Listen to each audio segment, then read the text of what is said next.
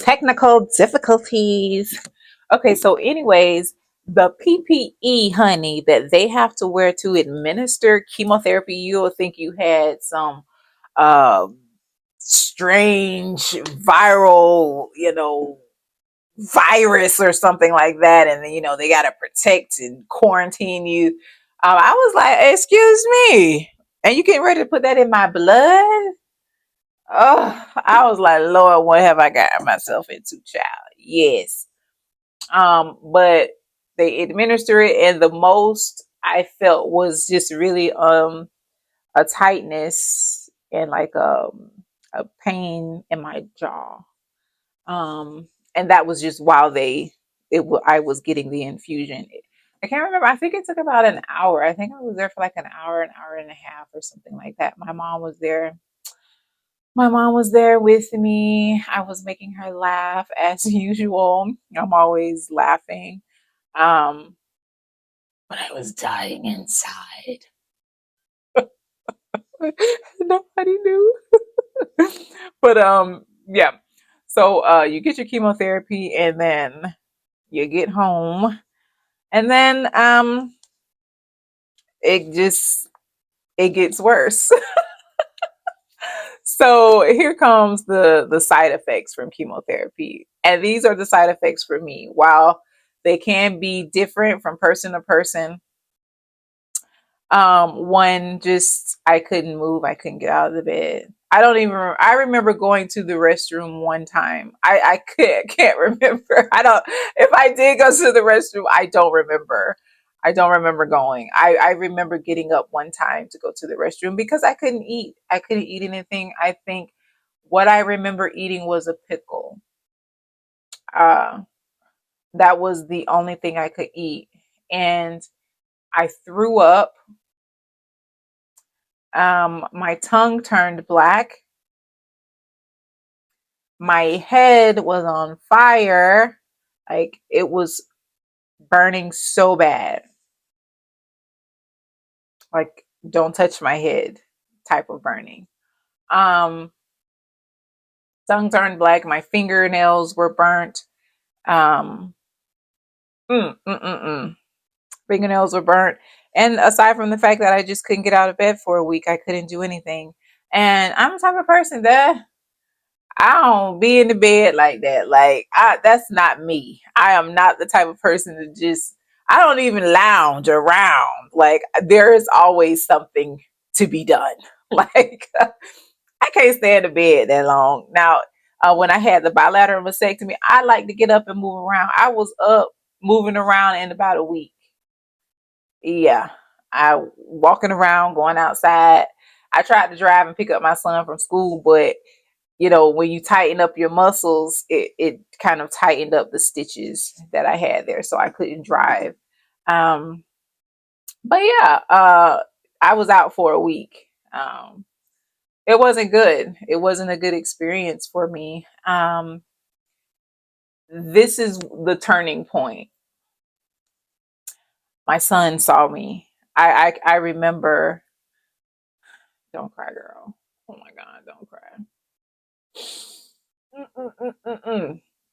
My son had never really seen me in a state of vulnerability, a state of weakness. He's never seen me that way.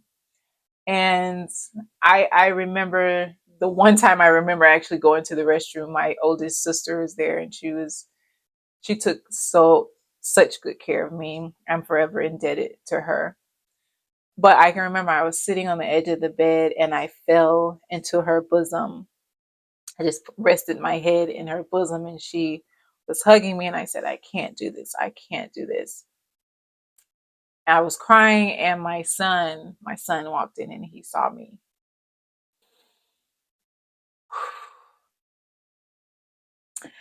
And I said, I can't, my son can't see me like this. And I was like, I remember I asked the my oncologist, and I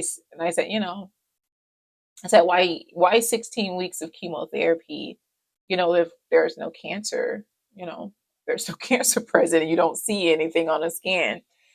And she told me these were her exact words. She said, just in case. I said, just in damn case. Excuse my language. But that's how I felt. I mean, like, you want me to go through that just in case? Like, you get it. You sit down there and let us inject it in you. Ain't no just in doggone case.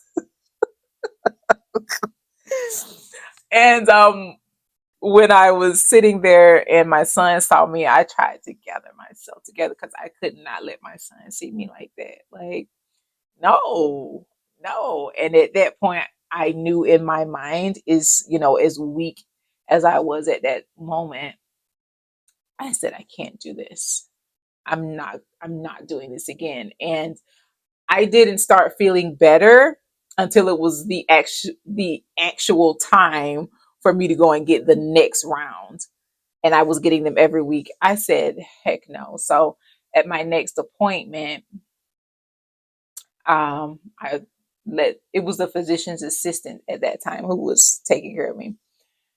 And she said, I told her, I said, I'm not gonna go through with any more treatments. And I talked to my mom, I talked to my boyfriend. I mean, my boyfriend knew we have a long distance relationship. And he knew, I'm gonna talk to my boyfriend on the phone. He was like, I knew when you didn't want to talk to me on the phone anymore, I knew it was bad. I was like, I said, babe, I said, I'm going to talk to you. And he was like, you didn't want to talk to me and you wanted to get off the phone because I was just so tired. I couldn't talk. I just remember sleeping. I was sleeping the whole time. And so, I talked to my the physician's assistant and I let her know, I'm not going to do this anymore. I don't want to do this.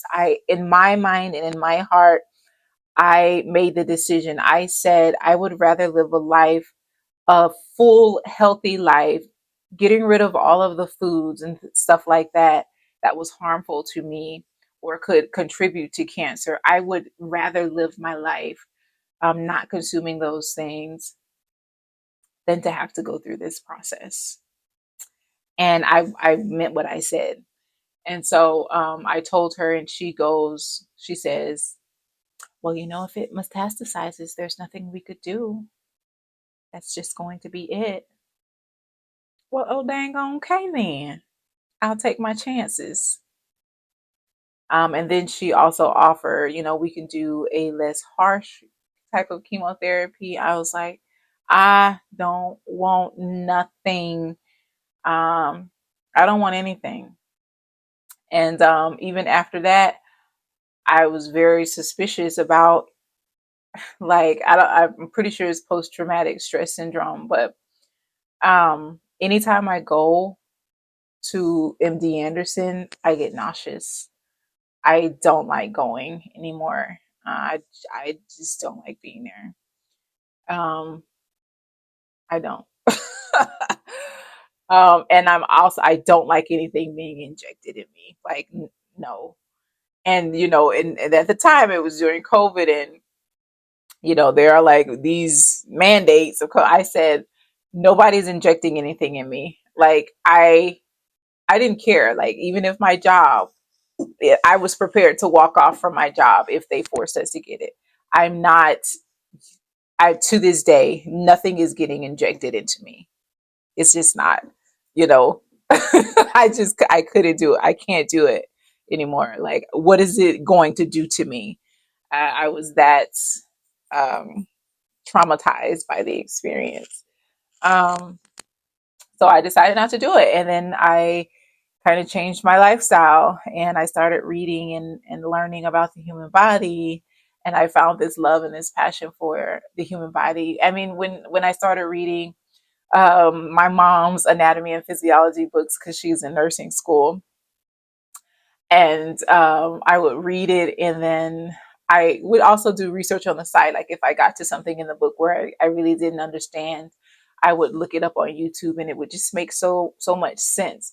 And I just feel like the human body is just, it should have been the first wonder of the world. Like, I think it's absolutely amazing how it works, and I think God really created it to work in a specific way, and we just have to work with the way it was designed and give our body the fuel that it requires. Um, the same way you think about your car, you put the wrong gas in there, your engine breaks down, right? And that's the same thing that happens with your body. You give it the wrong things, and things are going to start breaking down, and you will see that in your symptoms. So that's kind of what put me on the journey here. Now, after I decided to stop the chemotherapy, I had to wait a couple of months before I could get my breast implants. I got my breast implants. I also had I didn't have any nipples, so I ended up getting my nipples removed. So I ended up getting a nipple procedure where they kind of like protrude your skin to make it look like a nipple. And then I got a 3D tattooed nipple. So the nipple that I have now is tattooed on, and it actually looks amazing. I'm gonna put in a clip of the video of the lady doing my nipple, and it's crazy because that's her job, and she really, I can't tell you how close it is to my actual real nipple, and I how she was able to do that is just amazing. But a part of me actually forgot that it was an actual tattoo. Now, after you have your surgery or whatever, I'm like still numb. Like some people get their nerves back and some people don't. But in the center of my breast, I don't have any feeling there. I have feeling all around here. And then my scars go across this way. And with time, they've gotten lighter and lighter and lighter. So I'm grateful about that. And I don't really care about the scars. I'm just so grateful for my significant other because, he loves my body.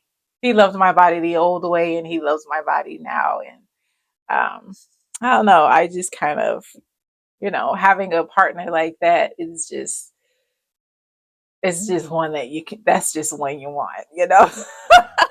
Now, if I ever have to get a new boyfriend, and preferably I don't, but I would have to have that conversation piece, like that topic, like, just so you know, my nipples aren't real. I have fake nipples. They're not real. They look really good though. I wonder if I can show them on here. And ever since I've gotten them done, I have like this freedom. It's like they're not my nipples, so I can show them to anybody. I was showing them to everybody. I think my mom was like, I don't think you should be doing that. I felt like they weren't mine. Like I felt like my breasts were not my breasts. They didn't belong to me. So I had this freedom. I was like, do you want to see? I felt like it was like an art, for someone to have made my breasts look this way, and it's art. I was like, look, you want to see? I would show anybody. Um, but they did an amazing job, and I'm so grateful. The reconstructive surgeon did an amazing job. My breasts look really good, and they told me that most people, their breasts don't really look the same, but he did compliment it. He says that they looked really good, and I'm satisfied with how my breasts look. Um, but yeah, that's the whole process, and I hope I didn't scare anybody. I hope I didn't scare anybody. But if I had to give um, any advice throughout this process, I would say, um, if there's anything that's stressing you out, just get it out of your way. At least during this time. Um, because I was kind of like bedridden for a little bit of time. I'm a Christian, so I just kind of thought about any grievances I was holding against anyone, or if there was any unforgiveness, or if there, whatever I felt like I was holding on to, I wanted to kind of let that go. So I contacted some people I didn't like. It wasn't a lot, it was just one person. Um, and unfortunately, I still don't like her. But God's not through with me yet. Okay. He's not done. Okay. It's a journey. Okay.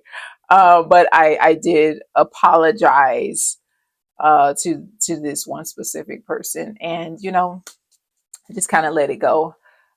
She was still mean and nasty to me afterwards, which is why I don't really care for her at all. But hey, it is what it is. But you take this opportunity to kind of look at your life, and realize that holding on to stuff like that really isn't worth it, and you just kind of let it go. Eliminate the stress. Like, if I think about something or someone and I can feel an emotion or a tenseness in my body, you got to find out what that is. You got to look at that and say, what is that? And you may have to go back deeper, and kind of do a self assessment. That's what I like to say. Assess yourself and say, why do I feel this way when I think about this person, or I think about this thing or this situation? And you got to let that go. Okay. Because it's too heavy. It's too heavy, and it's not worth the weight on your body and the taxing that it plays on your body, because you may not know it, but it does. And I would also say, and if you're watching this for someone else because you want to get information for someone else, um, it's their journey. Don't tell them how they should feel. Don't cry, girl. I'll try y'all. I don't back cry about 4 times. But let them feel the way that they feel at that moment. Um, they have the right to feel that way. Um, don't let them stay there. Encourage them, but listen to them. Allow them to just vent and be where they are for that moment. Um, and even if they say, even if they say, I'm good, and they're acting like it doesn't bother them, be there for them. Make them smile, make them laugh, because just someone being there, with me helps me out a lot. Even though I still withheld a lot of things within me, and that's my own doing. That was something I had to work through and learn about myself. Um, but yeah, allow them to go through the emotions um, that they're going through. Don't tell them or how they should be at a certain moment. you know just allow them to express themselves and say if they're scared, or things like that. To cry, don't tell them not to cry. And also don't say, well, at least you get new boobs. Don't say that. I can't stand that. I couldn't stand that, because I would rather have kept my natural breasts than to have gone through this experience. So that's not there's not a funny joke. So yeah, but yeah, that's the process.